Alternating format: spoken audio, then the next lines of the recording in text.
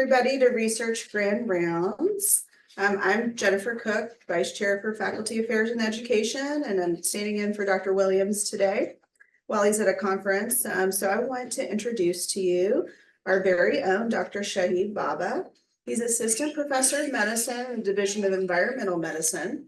And the focus of his laboratory is to understand the trigger of maladaptive inflammation leading to heart failure and skeletal muscle dysfunction. He's currently a PI on an R01 studying the role of carnosine in peripheral arterial disease.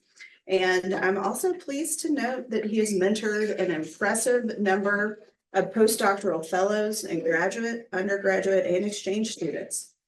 So Dr. Baba, welcome and thank you for presenting today on peptide treatment for cancer and heart failure-induced muscle wasting.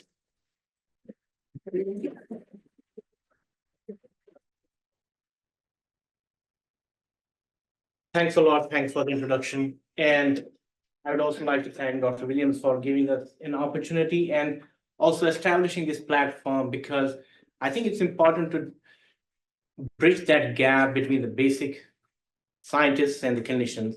And if you ask me that I'm a Ph.D. in biochemistry, so what we do is like I regularly purify proteins, and that's what we still do in the lab. We just do enzyme kinetics and determine the pKs and the Km values. But we have also kind of like shifted towards what if we find something in the from the basic research, can we apply it to the clinic? And my topic is about cancer and heart failure-induced muscle wasting. So while I will just go through my presentation, I just have a disclaimer that I don't work on cancer. But there were circumstances that we had to work on, and I'll just tell you why I'm presenting my story, that how we came into the cancer field also. So the basic, what we do in the lab is heart failure, and there are like two kinds of these heart failure: reduced ejection fraction, preserved ejection fraction, and diabetic cardiomyopathy. We have established the models that in the mice, the preserved ejection fraction, the reduced ejection fraction. And also what we are studying is that what are the other secondary complications of heart failure, the muscle wasting. And if we look at these processes, the underlying pathology most of the time is almost the same. There's the metabolic dysfunction, there's inflammation, there's oxidative stress, and there's carbonyl stress. So that's what we study in the lab, that how oxidative stress, carbonyl stress, they can cause inflammation, or how the metabolic dysfunction can cause heart failure. And in studying all these processes, what we use different techniques like transcriptomics, metabolomics, proteomics. And as I said, that I'm a biochemist, we do enzyme kinetics, and then doing inflammatory profiling and use all mice models and cell culture. And if we are lucky anywhere, then we just try to translate that to the clinic. That's what we do. So today, I'll tell a story about muscle wasting. And I think Dr. Sham, he already presented about that, what muscle wasting is last time. So it became very kind of like what I should do. Should I present the introduction or should I skip it? And then Oruni also laid the foundation about the carnosine in the morning. So I just try to present different angle that what we are trying to study, but it's all related about the skeletal muscle. So as Dr. Sham, he already last time said that this muscle wasting is kind of like a secondary complication of numerous diseases. It's happened during COPD, obesity, physical inactivity, diet, aging, CKD, neurological disease, heart failure, and cancer. And if you look at the prevalence of this muscle wasting, and just the muscle wasting is usually they say that when there's a 7% decrease in the skeletal muscle mass, that's how the skeletal muscle wasting is diagnosed. So you can see over that in the heart failure patient that only 2% of the population do have muscle wasting, cancer 0.5%, but still it is like higher than cancer. But the patient at risk are like 80% and 90%. And I'll show you one of the slides, what they mean by the risk. And usually we don't go down that line to see whether these patients are at a risk of developing muscle wasting. But there are about 1.2 million patients in Europe, 1 million patients in Europe with the cancer who have the muscle wasting, and same in United States, about 500,000. And the mortality is like 20 to 40% in the heart failure patients and 20 to 80% in the cancer patients. So what happens is that whether you take cancer or you take heart failure, there are these inflammatory cytokines that are released from the cancer tissue, from the damaged heart. And what these inflammatory cytokines do, they can increase the generation of these reactive oxygen species. You take any pathology, the one thing that comes to everybody is oxidative stress. And then it was like, okay, let's do the antioxidants. And most of the time they didn't work out. Even if they did a large clinical trial with the heart failure, the antioxidants did not work out at that time. So, but what happens down the line is that these oxidative stress molecules, they react with the bilipid layer of the membrane, and then they form these toxic compounds like acrolein, hydroxynonenal, and if you can see that they are like unsaturated, and they can bind with the proteins. And when they bind with the proteins, they can form the protein adducts. So once there is an increased accumulation of these protein adducts, it activates these protein degradation pathways like ubiquitination, autophagy.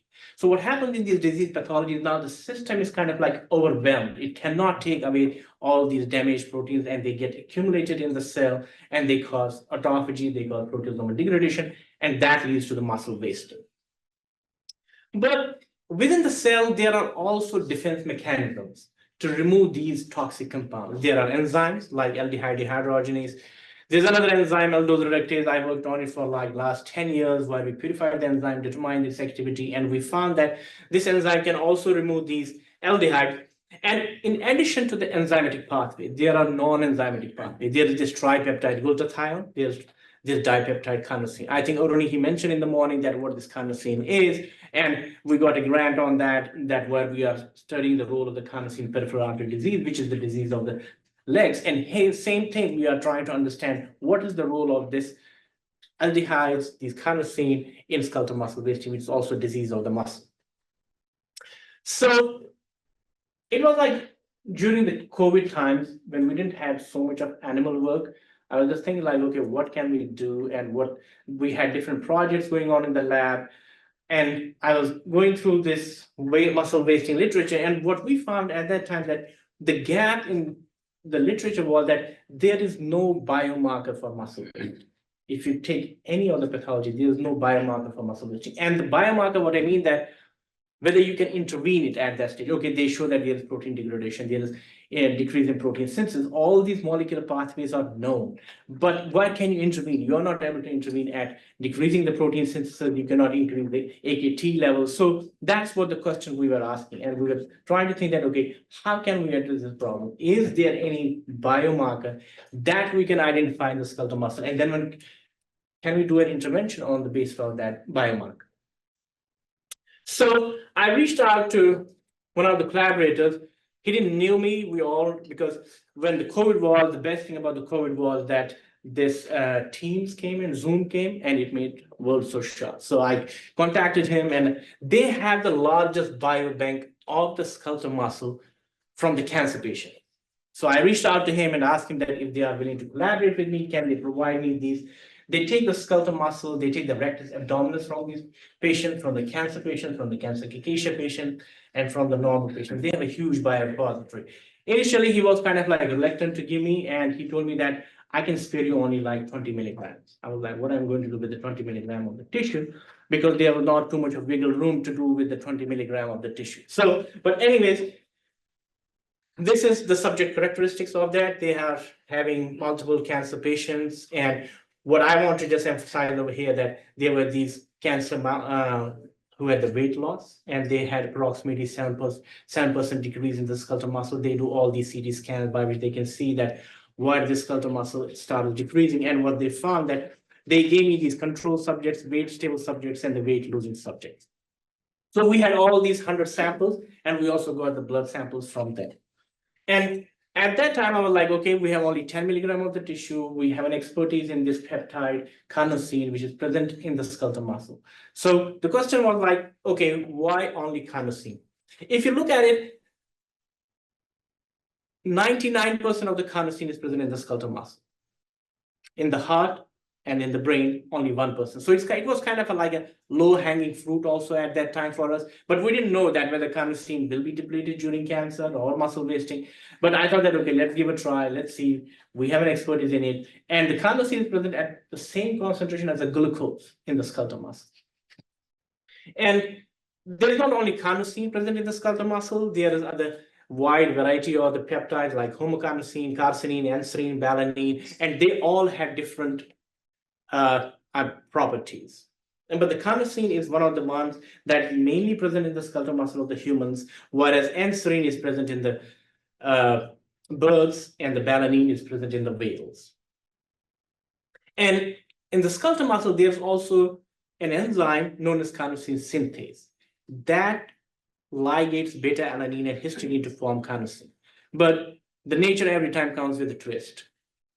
In the humans, there is this enzyme carnosinase. It degrades the carnosine. So even if you give the supplement carnosine to the humans, this carnosine gets degraded. Now it becomes beta-alanine and histidine.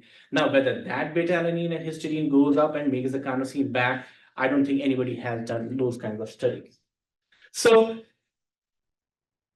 we know we are all veggies. We just try to kind of propagate the vegetarian diet, but carnosine is not present in the vegetarian diet. It is present mostly in the meat, and I'm not a propagator of meat, but I don't think meat is bad, but taking excess of it is a bad thing. And it's present high concentration in chicken, turkey, and beef. It binds with the aldehydes. It is multifunctional. It can quench reactive oxygen species. It can chelate zinc, and it can buffer also intracellular pH. And that's what happens. Like when we exercise, what happens is that there's excessive formation of the lactate that causes the pain, and then the carnosine, it comes as a first buffering agent that buffers the intracellular pH. There are a lot of studies that show that carnosine can buffer intracellular pH. It's also good for us that it's having multifunctional property, but it also comes as a kind of a challenge at some time, because when we go with the grants, most of the time the reviewers are like, oh, it is doing everything. Now, how are you going to tell us that what is the mechanism? And that has been a challenge, but we have been able to kind of like circumvent that challenge by making different analogs, which will have buffering capacity, which will not have aldehyde binding capacity. But we have been able to make a wiggle room where we get funded continuously using this compound. So coming back, I had this technician, his name is Dept now. He is I think he's now a resident there. He got his fellowship in Arizona. So he was in my lab and he was interested to analyze these samples. So it was all happening during the COVID time. There were no mice in the lab and we had only mass spec. And we said, okay, let's do the mass spec and let's see what happens with these tissues. And you can see that in the control subjects, in the weights table, now these are the same subjects that we got from them. Now there are control subjects, there are cancer subjects, and then there are also the subjects who have undergone muscle wasting. And what you can see over there that the carnosine was one of the main dipeptide that was decreased in the skeletal muscle of the cancer cachexia patients. There's also this peptide homocarnosine, but if you look at the y-axis, the amount of carnosine present in the skeletal muscle is higher as compared to any other peptide. So that was okay, one thing, that carnosine is decreased in the muscle wasting cancer patient. Then we divided it into males and females, the weight stable, weight loss, and weight stable and weight loss. What's interesting over here that in males, in the cancer patients, carnosine levels are decreased.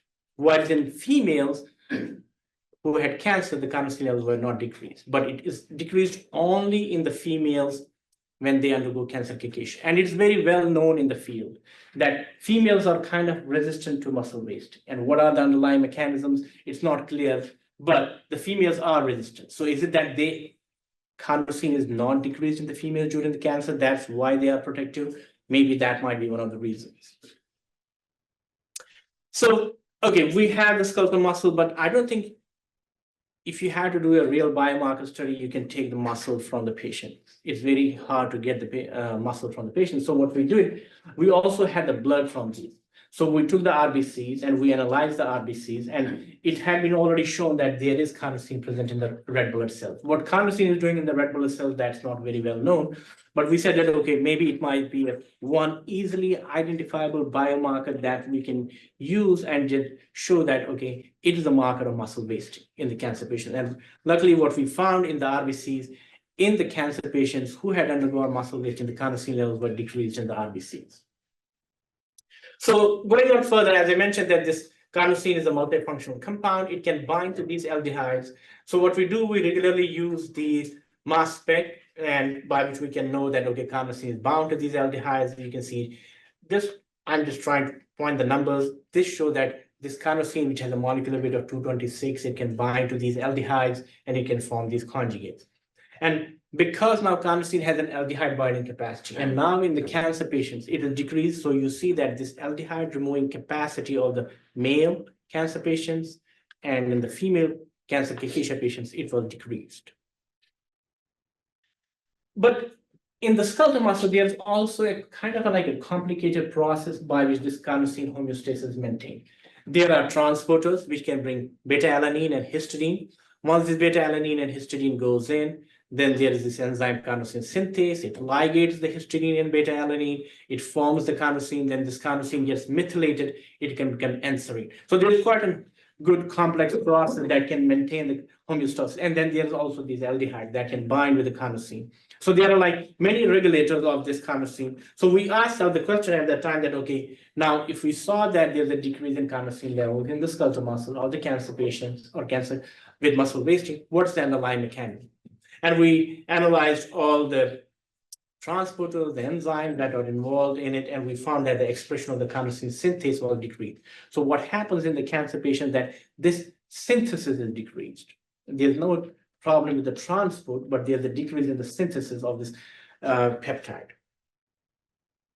So as I mentioned that I had never worked with the cancer field, but at that time we were like, okay, let's do some in vitro experiments. So we borrowed these LLC cells, I think from Farouk's lab, and they said that, okay, these are cancer cells. They will release all these cytokines.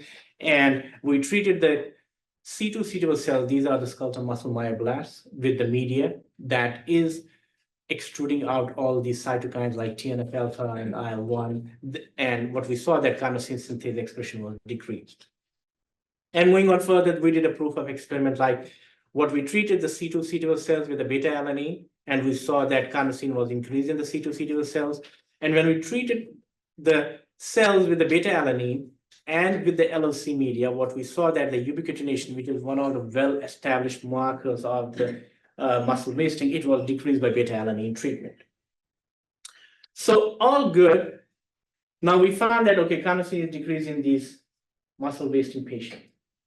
Before that, we also had done a study, and that was independent of this study at that time. It was not that we were trying to make some program about muscle wasting, but this was, we wanted to see that, okay, what happens in health? What happens in normal humans to the carnosine? What can exercise do to the carnosine? Okay, it's already known that there's increased glycolysis, there's increased lactate formation.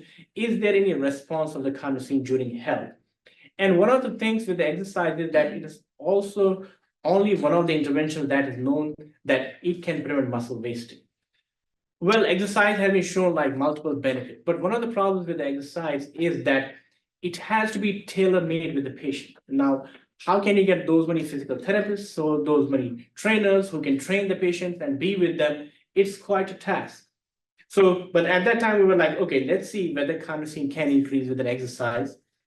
And I collaborated, there's a big lab in Australia, his name is David Bishop, they are a big exercise lab over there, and they were doing a study at that time where they recruit these young kids from the college, and they're like 25 to 29 years old, and their aim of the study was different. They wanted to see that, okay, if they give the precursor of this carnosine, which is known as beta-alanine, whether that can improve the exercise performance. So I asked him, again, the tissue. So sometimes it's like good to collaborate with the people who are out there. You get the tissue, then you get most of like 90% of the job done without moving a finger. So he gave us these tissues, and what these young kids had, they had this extensive phase of exercise, a different phase of exercise, the familiarization, the baseline, and the conditioning phase. And in this conditioning phase, they would come for 3 weeks and they would just do this 1 hour of cycling. And they would, what the lactate threshold will increase by 70%, and then exercise testing. And after that, they will do this HIIT exercise. And I asked him that if he can give us the muscle biopsy. So again, we had the muscle biopsies from the cancer patients. Now we had the muscle biopsies that we have already published it in. It was in 2018. That now what exercise can do to the carnosine levels. And what you can see that when they were doing this conditioning phase, there was increase in the placebo-treated individuals. So the carnosine levels were increased in the skeletal muscle of the placebo-treated. So that was another indication that there is something happening during the disease, and there is something happening during the muscle wasting. And we saw that with the beta alanine, it was natural that it increases the levels of the carnosine in the skeletal muscle like 5 to 6 fold. And moving on further, again, we wanted to know how the carnosine is increased in the skeletal muscle. And as you can see that in the 3 weeks, the expression of the carnosine synthase was increased. So it's kind of like different from muscle wasting, where carnosine synthase expression is decreased. And here we see that the carnosine synthase expression is increased. And again, what this carnosine does is kind of like a cleanizing agent also, because as I said, that reactive oxygen species are generated, then these aldehydes are generated. You can see that in the beta alanine treated, these carnosine aldehydes are increasingly extruded out of the skeletal muscle. So it kind of like removes these toxic compounds. Whether it affects the exercise or not, that's something downstream. But it has been shown that if you remove these aldehyde adducts from the skeletal muscle, it can prevent also the muscle wasting, or it can prevent the muscle damage, not necessarily the muscle wasting, but it can prevent the muscle damage. So just to summarize all this, that what we did with the humans is that carnosine is a marker of muscle atrophy in cancer patients. And we can know that carnosine in the RBCs can act as a detectable biomarker. And now what we found also that it was the expression of the enzyme, carnosine synthase, that was decreasing the skeletal muscle. And we had kind of like a very preliminary data that if we increase the carnosine levels in the myoblasts, it can prevent atrophy. And we also found that exercise increases carnosine in the muscle. So now, these were all the human studies. I didn't want to do anything with the cancer, and I was kind of like debating what should we do. And as you know, like we have a very strong lab for the heart failure over there. So I was talking with Steve, and then we were like, this muscle wasting is a big thing in the heart failure patients. Why don't we just kind of like try to see whether it can be implied in the heart failure in the mice? So that's where Mamata comes in. She joined as a PhD student in my lab, and I was like, okay, you are a physiology student. We have already this preliminary data. Can you just start establishing a heart failure model of muscle wasting? So if we look down in the literature over there, there's not much about the mice models with the heart failure. They use the MI model, but the MI model is like very quick. So we wanted to have something like a transient, like very slow model of heart failure. So what has been shown also in these heart failure patients, as I said, that there's not much literature about the heart failure in the muscle wasting. That's why I had to ask these muscle wasting tissues from the cancer field. And there was this study, I think in 2003, it has been published. And from that on, not much has been published. The needle has not moved from there on. So, but what you can see in that, in these heart failure patients, they recruited these heart failure patients, their ejection fraction and everything was analyzed. But what you can see over there that the levels of the TNF alpha in the skeletal muscle were increased. And if we say TNF alpha, if you go back in the literature, what TNF alpha is, its first name is cachectin. So cachectin is the one because they identified that this causes muscle waste. And it is quite interesting, like these heart failure patients, I don't think they had undergone muscle wasting, but they did not determine whether these heart failure patients had undergone muscle wasting or not. But what they found that in the skeletal muscle, this TNF alpha was increased. So that's what it is, that these heart failure patients may not show the signs of the muscle wasting, but they are kind of like susceptible to develop the muscle wasting because TNF alpha is one of the cachectin markers, is one of the markers of the cachexia. So what they did, they made them exercise for 6 months. And what they found that after 6 months, the levels of the TNF alpha in the skeletal muscle were decreased. They didn't see any changes in the plasma in the TNF alpha because most of the TNF alpha or these inflammatory cytokines during the heart failure will come from the heart. But they wanted to see only what happens in the skeletal muscle. And they found that when they make them exercise, the levels of the TNF alpha in the skeletal muscle, they were decreased. And also, if you look at the heart failure patients who have undergone muscle wasting, they have less hand grip strength, they have the less quadricep strength. Their 6-minute walk test is also lower as compared to the heart failure patients who have not undergone muscle wasting. And similarly, if you look at their ejection fraction, exercise time, and as I mentioned in the very beginning, that the mortality of the heart failure patients who have undergone muscle wasting is higher as compared to the patients who have not undergone muscle wasting. So this was all the data that was shown in the humans, and as I said, like not much has been done. So at that time, we were like, okay, let's first establish a model of heart failure induced muscle wasting, and the model should be kind of like progressive. So what we regularly do in the lab is this transcurrent constriction. So it's a kind of like a progressive model of heart failure. It doesn't result in the abrupt heart failure. The mice develops the heart failure over a week period of like 4, 8, and 12 weeks. So that was gave us an idea that okay, let's start using this model. So Memeta, she joined this project, and we were like, let's first establish whether this model of heart failure can also be a model of muscle wasting.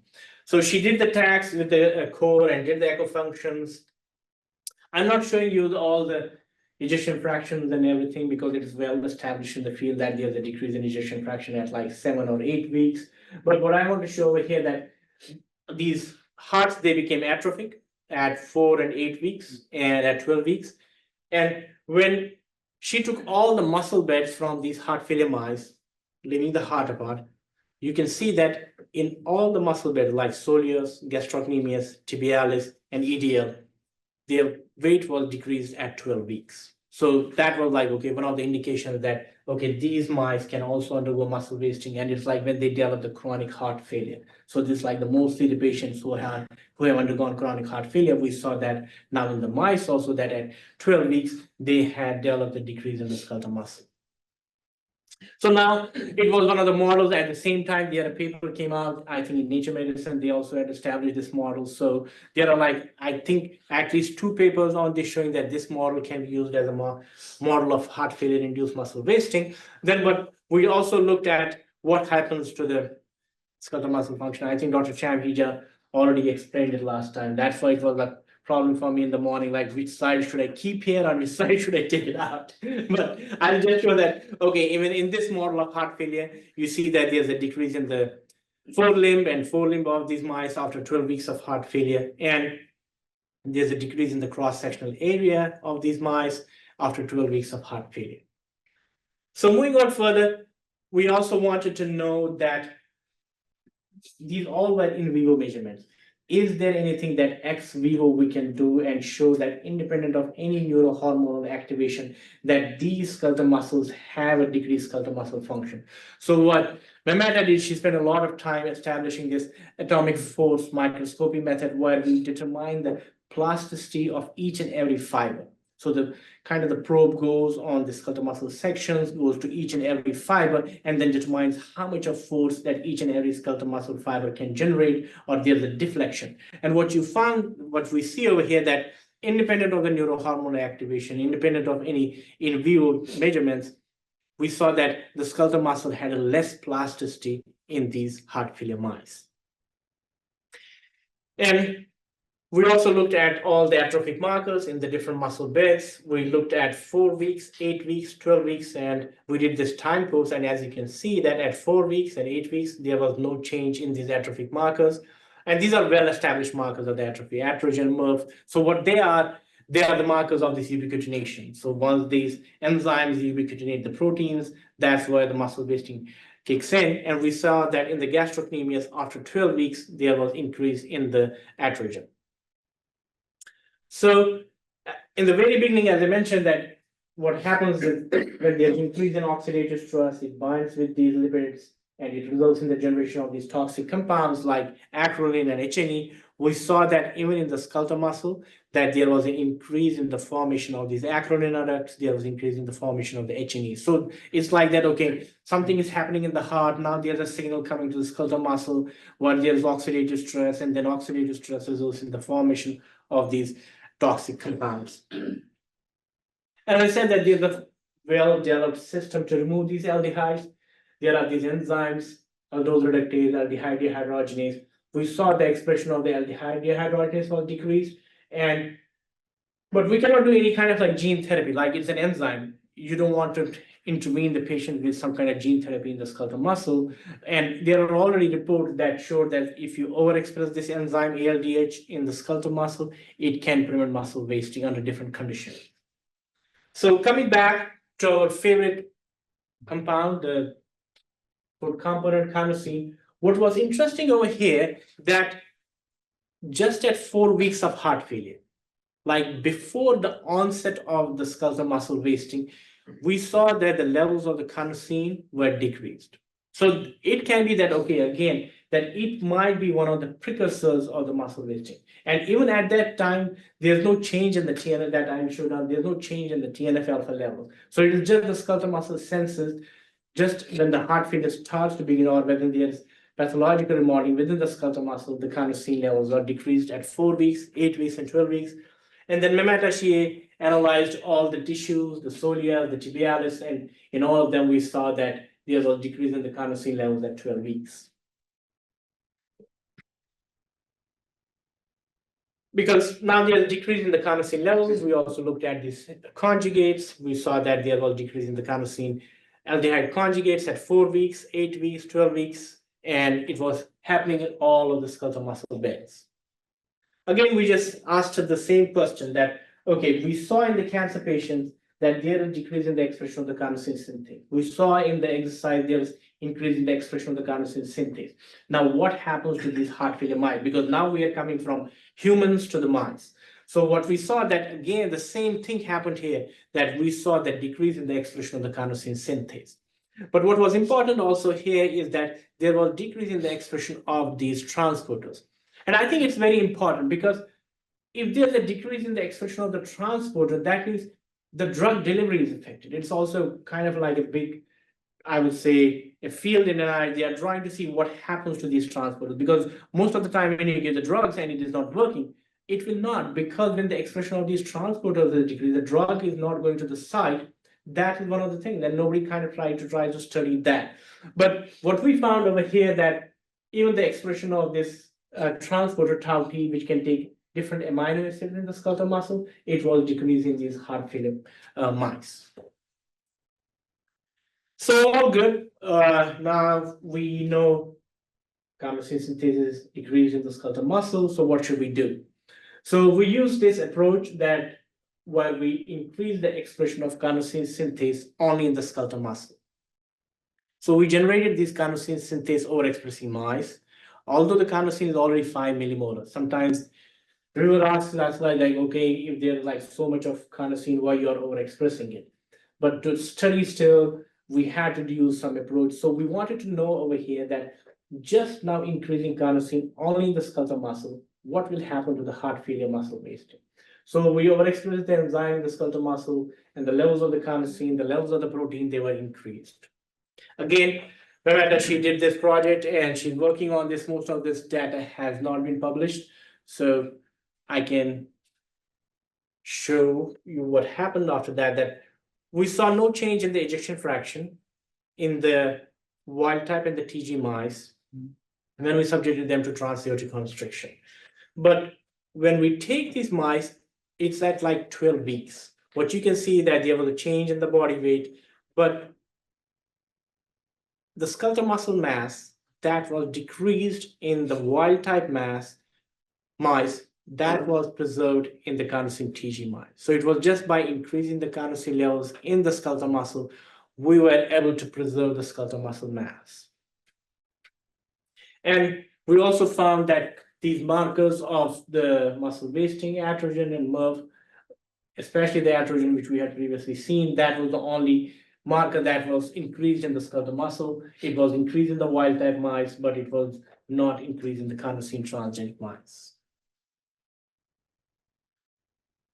What we also did the function, and if you can notice over here, just under the baseline conditions, if you take these mice, they have a better grip strength. So sometimes we call them that they are like those weightlifter mice.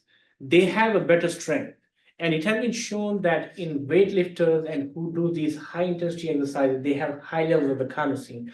And maybe that's what we saw in the mice, just at the baseline condition, their skeletal muscle function, their forelimb function, it is better as compared to the wild type mice. So it is just prophylactic, it is just increasing their skeletal muscle function. But going back, we saw that in the heart failure mice, the skeletal muscle function was preserved in the carnosine TG mice, all the limbs, the forelimbs and the forelimbs.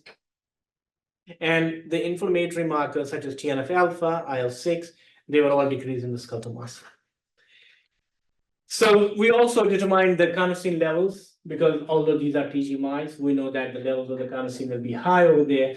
You see in that wild type TAC mice, the levels of the carnosine were decreased, but in the gastrocnemius, you can see that the carnosine levels were preserved, and it was happening in most of the skeletal muscle beds. So this study is still going on, and we are now trying to understand that how carnosine in the skeletal muscle can preserve the muscle function. We have an idea of it that maybe it is because of taking out these aldehydes. But there are also reports that what happens in the skeletal muscle of these heart failure patients, there's a shift in the metabolism. It becomes more glycolytic. And now this carnosine also has a buffering capacity. So we don't know whether it is the buffering capacity of the carnosine that's preserving the skeletal muscle function, whether it is the aldehyde binding capacity. So that's what we are planning to do now. We have generated the skeletal muscle knockout mice where we are just deleting the carnosine. And then we'll give them different dipeptide, which will have different binding capacity for aldehydes, for buffering capacity, and that can tell us that whether the carnosine is preserving the muscle mass by removing these aldehydes or buffering intracellular pH. But one of the interesting things from this whole exercise that came out is that when we overexpress carnosine synthase in the skeletal muscle, so not in the heart, what we see that there's a preservation of the ejection fraction. So that's like as I said, Memeta, she's working on the project. Half of the time she's like interested to know that how the skeletal muscle is preserving the cardiac function. We are like, hey, we have first problem how it is preserving the skeletal muscle. Then let's go and see. So we don't know what is the crosstalk, that how by improving just the skeletal muscle, we are able to improve the cardiac function.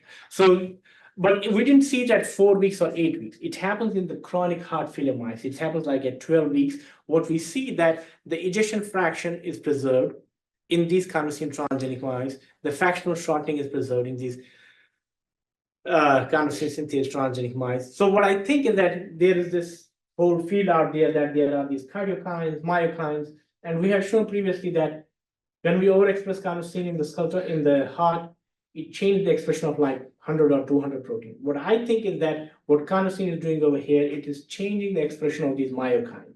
And there might be some good myokines which are released from the skeletal muscle that go to the heart and they are preserving the function over there. And in these mice, we did not see any change in the carnosine levels in the heart.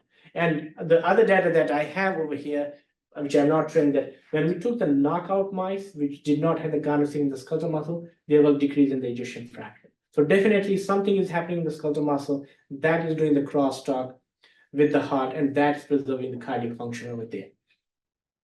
So all good. This is all basic research what we have. Now the thing is like, okay, how do we want to move forward over here? I think that's why these presentations are very good, and they give us a kind of like a platform to bridge that gap. Now what we are trying to do, first, let me just conclude that what we have now till now is that carnosine is a marker of muscle atrophy. It binds with these aldehydes in the atrophic tissues. If we increase carnosine in the skeletal muscle, it can preserve mass. So is there a need to do the clinical trial in the patient? People already have done. They already gave carnosine to the heart failure patient. They saw that there's no change in their ejection fraction, because what I mentioned in the very beginning, that carnosine gets degraded in the plasma. So there might be that it's not being transported. But still, what we did a large, I think Orni, he showed it in the morning, we did a large clinical study where we gave carnosine to the humans. We see that carnosine, some part of it, like about 10 to 20% of it is taken up. And because it is broken down, this beta alanine can still go in the skeletal muscle and it can still form the carnosine. And there are reports where they gave carnosine to the patients or to the people, and they saw that this carnosine is getting accumulated in the skeletal muscle. So we are collaborating with Dr. Kalra, and what we are planning to do is that we'll take these heart failure patients, and what we are planning to do, we don't want to do anything with the cardiac function. We just want to see if we can improve the skeletal muscle function. What I think is like that, if we can improve the quality of the life of the heart failure patients, that is just moving at least a needle somewhere, which is stuck with the skeletal muscle from like 2003. If we can improve the quality of these life, and then it can be like that, this carnosine can be a regular thing for these heart failure patients. So what the plan is that We will do a randomized clinical trial while we'll have the heart failure patients. And we will measure the muscle function, the hand grip, the 6-minute walk test. We'll take the muscle biopsies, and then we will give them carnosine and we'll give them placebo. As I said that I'm a biochemist and we regularly purify the proteins, but from last 2-3 years, I have trained myself to do these clinical trials, navigate through the IRBs and all to the FDA. That's quite a learning process. And I think it should not be now a problem for us to start this clinical trial. So what we are planning to do is that we have the data that carnosine is not toxic. We gave it to the Ph.D. patients, nothing happened to them, to the blood profile. So we assume that we got the FDA approval also for the heart failure. We can give the carnosine to the heart failure patients now. And I'm in the process of submitting the IRB for this. So we'll give the carnosine to these heart failure patients. And after 3 months and 6 months, we will measure the muscle function, the hand grip strength, the 6-minute walk test. And we want to see what our goal at that, taking the muscle biopsies, is to see that whether this TNF alpha, which has been shown to increase in the heart failure skeletal muscle, and it's not necessary that these patients have undergone muscle wasting. We don't want to wait up to that time. And we'll take the muscle biopsy and we'll see that whether there's any change in the TNF alpha levels in the skeletal muscle that we saw with the mice by giving them the carnosine. So we're also planning to write a small grant for the CREATE just to start it, because we need funds for that. If we have what we have learned, that when we submit these grants, they do need some kind of preliminary data that we have done something with the human. They don't like only the mice data. That's what we are planning to do. So hopefully when I present next time, I will have an update on that clinical trial. But anyways, nothing is impossible without a team. So we have a very good team at Enviro. We have a very good infrastructure, and we have the best infrastructure that allows us to do the basic research. As I said, that I'm a basic biochemist. We can purify the proteins. We can make these mice. We can do the clinical trial. We can interact with the clinician. And I'm thankful to Mamata Chaudhary. I'm thankful to Ben. I'm thankful to Dheeraj and Dave Hetker, who is one of the team members of Powell. He's sitting over here. We have every time good discussions with Powell about that, how to do some, can just make some different peptides for this kind of scene, but they are quite informative discussion. And obviously the funding from NIH and AHA, and I think Dr. Patnagar here mentioned in the morning that we have this grant for the Ph.D. And it's kind of like a similar thing, but the thing is, like, the disease is in the skeletal muscle. The carnosine is present in the skeletal muscle. Then why not a target? If it is there, why not to see what is happening over there? So that's how we got funded for that. It's also a multi-PA grant. And I'm also thankful to Steve Jones and to my collaborators, Richard Skipworth and Dr. Bishop, and they are not in the United States, but we have a small consortium of carnosine. So it's like 50 to 60 investigators throughout the world. And that gives me a platform to interact with all these investigators around the world. That's where I get my exchange students. That's why we just also collaborate with each other that, okay, what's your field going on, in which field is going on, the carnosine. But thanks for listening. Thanks a lot. Any questions? More than welcome. Thank you so much. That's I never would want to miss an opportunity for a plant-based comment. So just for the record, there was good research done a few years ago saying that the content that in the diet that is really important to try to get your creatine level up isn't just meat or chicken, fish or shrimp, but also asparagus, green peas, and white mushrooms. So if people want to try to increase their levels without taking a pill or a supplement bottle, those are the 3 things you want to do if you want to avoid the cholesterol and inflammatory response to animal products. But the main comment is similar to when we were discussing it with Dr. Bhatnagar. Heart failure is a great target, but I also would think that endothelial function improvement and getting coronary disease patients to improve myocardial blood flow. And we will work really hard to get PET perfusion with blood flow measurement in our institution, hopefully in the next few months. But so thank you. Just a couple comments. We've got some great possibilities and based on what you're doing. Thank you, Dr. Williams. Yeah, you mentioned a very good point that there are plants. So now the thing is, like, what I did not mention that the highest levels of the carnosine are present in horses. So how do the horses can get, because they are vegetarians, I don't think we have any horses who are eating meat. They have the Right. highest level of the carnosine, and the highest level of the carnosine is present in the race-bred horses. So it is Wow. right, there are these vegetables where you have high levels of the beta-alanine, which is the precursor of the carnosine. But Right. I would just kind of like a little bit different, you have to have a large amount of these vegetables, but we can have it, that's increasing the carnosine levels. As I mentioned, that the horses have the highest levels of the carnosine, and they don't eat any meat. So you have to eat like a horse. Cool. I won't suggest that, I won't suggest that. They're gonna be logging grass. Yeah. Okay, I got a couple of questions. So carnosine you are using. You are measuring, is it in the blood or in the muscle or tissue? Well, that's a good question. So the highest concentration is present in the muscle, in the skeletal muscle. So 99% is present in the skeletal muscle. But there's also carnosine present in the red blood cells. Now, it is not known how this carnosine is present in the red blood cell because there's no nucleus. So how is it making over there? But that's what we wanted to add, that we took a risk, and it has been shown in patients, in old age patients also, that the carnosine levels in the blood are decreased. So we did both the measurements. At that time, our aim was to see that, use it as a biomarker. We cannot get the muscle biopsies from cancer patients every time, especially the muscle biopsy, leave the tumor. But that's what we took a risk. Okay, let's see whether it's decreased in the blood. So it's present in the blood also, but the concentrations are very, very low as compared to the skeletal muscle. That's it. So have you tried synthetase inhibitor and see what happens to the muscle strength or atrophy of the muscles? That way you can decrease the carnosine in the body. So, yeah. I didn't show that data. We have the skeletal muscle.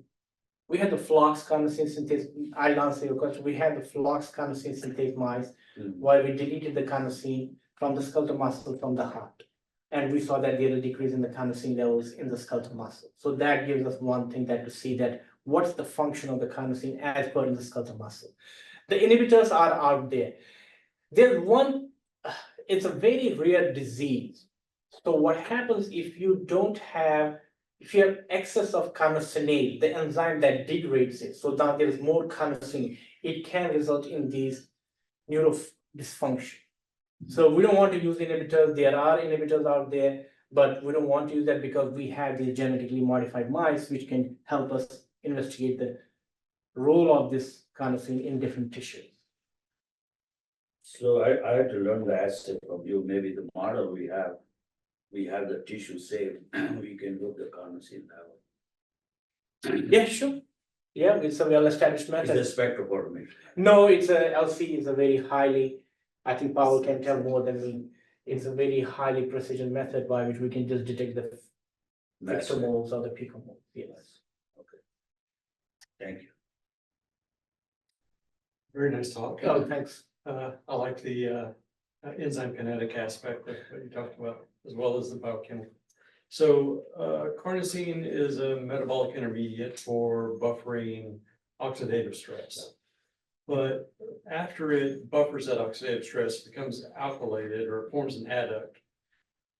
Have you considered or have you evaluated whether or not that then binds to a receptor or receptor mediated signaling? Because you basically have FMLP, which binds into, there are several FMLP receptors, and those are just tripeptides, right? Yeah. Formulated methionine, leucine, proline. Right, so the carnosine, beta-alanine, histidine, when it becomes alkylated with these specific aldehydes, have you considered whether or not that then binds to a receptor and signals molecular signaling response to elevated expression of gene programs? I think that's a very good question. And in this field, there are like two things that I have not been able to kind of, I would say three things that we have not been able to kind of like decipher. First, how carnosine binds to the aldehydes. Is there an enzyme? That's one thing. The second thing is that whether this carnosine aldehyde conjugate, how are they extruded out of the cell? That's the second thing. And the third thing that what you mentioned is that whether these carnosine aldehyde conjugates, they act as signaling molecules, and then what is out there that can cross or that activate the signal. But what I think is that yes, FLP1 can be one, but what I think is other one can be the lock speed. Because they bind to these aldehyde modified proteins. That's what we are doing these assays that where we are. Rather, I will say one thing again. This is so we took these dendritic cells. And what we did the aldehyde modified protein adducts, and we saw the dendritic cells were activated, and it was mostly through these LOX receptor. And when we consolidate that, the dendritic cells were not activated. And so it was like the carnosines capping these, but we have not been able to find that what are these receptors by which this carnosine acrolein or carnosine H&E, it can cause the signal. But I think that's a good question, but I think we shouldn't. There are these three things that we have to know. What are the transporters, whether there is any signaling, or whether there is any enzyme that conjugates the carnosine and the aldehyde. The transport you mentioned, what kind of transport you're looking? Is it sodium, potassium, ATPase? Sodium, No, nitrogen? So what happens is like, as I showed in one of the slides, that there are these Ph.D, Tau-T, Peptide, but these transporters, they take in beta-alanine, they take in histidine. Okay. So they are those transporters that are regulating the carnosine levels in the skeletal muscle. That, Carnosine is transported to the transporter into the cell, yes, exactly. not just passing through. No, not that there are these Not as transporters. a receptor. They are, and they have shown the studies where they block these transporters with the dipeptide, like they are like of beta-alanine and sarcosine. They when they block these receptors or these transporters, the carnosine is not taken in. So there is a well-regulated system for that. Makes sense. Thank you very much. Thank you. Thanks a lot. Thanks for your attention.